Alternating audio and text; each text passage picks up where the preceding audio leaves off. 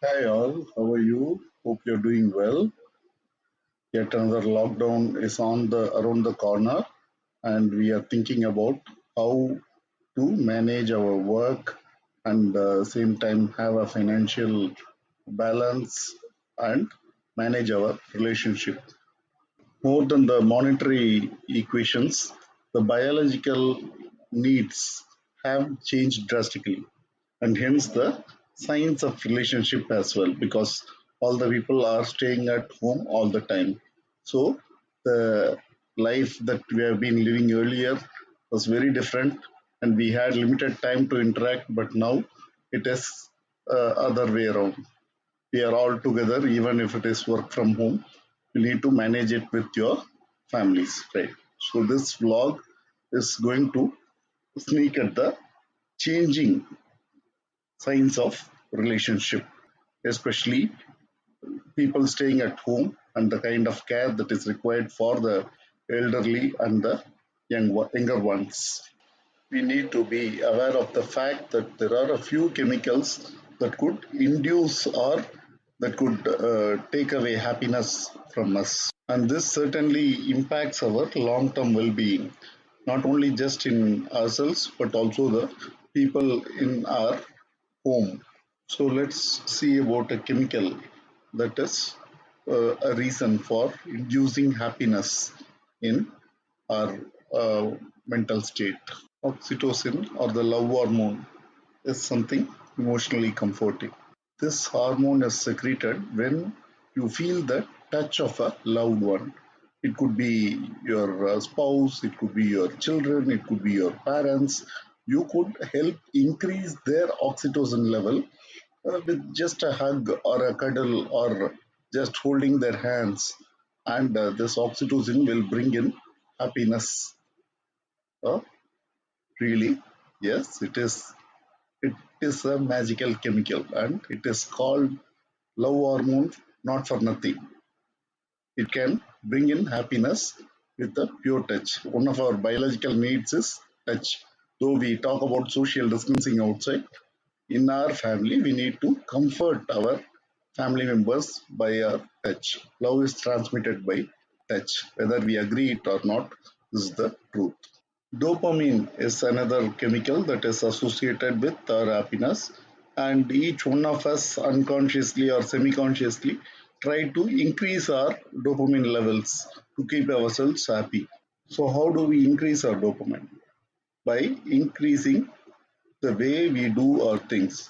If we do what we like, and if we see what we like, if we hear what we like, our dopamine level increases. That brings in some happiness. But this is only temporary. So, dopamine is a short term happiness chemical that is secreted within our body. Just to give you an example, if you start eating your favorite food, you'll feel happy for sometimes. And this is because of the increased levels of dopamine in your body. So the advantage is you'll be happy for sometimes, but when that happiness fades away, then definitely there could be the reverse state, the depressive state that could catch up with you. So people try to increase their dopamine unconsciously to be happy. Sometimes what happens is they fail because it doesn't last very long. Long lasting capacity is not there. It's a short term happiness chemical. Then comes another chemical called cortisol. So this is a chemical that we need to decrease in our children and our partner. This cortisol is something which you can see in most of the hyperactive children. It is present in large amount and create, uh, it can impact the children's mindset as well. High cortisol levels are related to nervousness and emotional instability. High cortisol levels are increasingly uh, related to the people surrounding and the situation at your home. In most cases, the increase of cortisol in children is attributed to none other than the parents themselves. So, ideally, we need to understand that we need to bring down the cortisol levels and increase the oxytocin levels in our children. You need to build a deep bond with your children. You may ask for simple things, a small advice in what you need to do from your children. There's no wrong, no harm in it. That may be a little comforting, and they feel that they are also part of the decision making system, and it makes them more responsible. And you must never shy away from repairing the feelings. Once you have damaged anybody's feelings or emotions, you need to immediately set it right. Bonding is always about give and take. We need to understand about one other hormone, adrenaline or epinephrine. So adrenaline is something that triggers the body's fight or fight response, and it is again a hormone that is produced in the medulla in the adrenal gland. So this adrenaline is released into the blood, and it helps the organs to create a specific response or a fight for a situation. So as well, we could call this as a survival hormone. But too much of adrenaline could also be a problem. It could result in a variety of issues in the body, ranging from weight loss to palpitations to heartbeat, increased blood pressure, or even tumors for that matter. Serotonin is another hormone which reduces depression.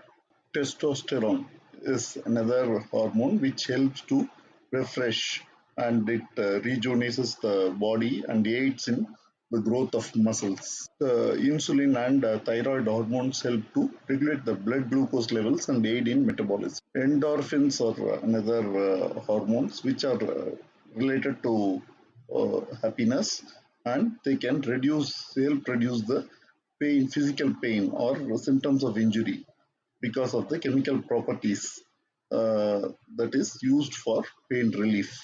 So sun bath can increase the production of serotonin, and it can keep us happy and away from depression for a while. Many people eat chocolate when they are in a depressed mood, and that is not wrong. Tryptophan is another hormone that is high in the dairy products and peanuts and bananas, especially in the curd rice, yogurt rice that we use in the southern part of India, which is a good stress reliever. So, did we get the awareness that we are made of so many chemicals that could induce so many reactions and so many kind of emotions in us?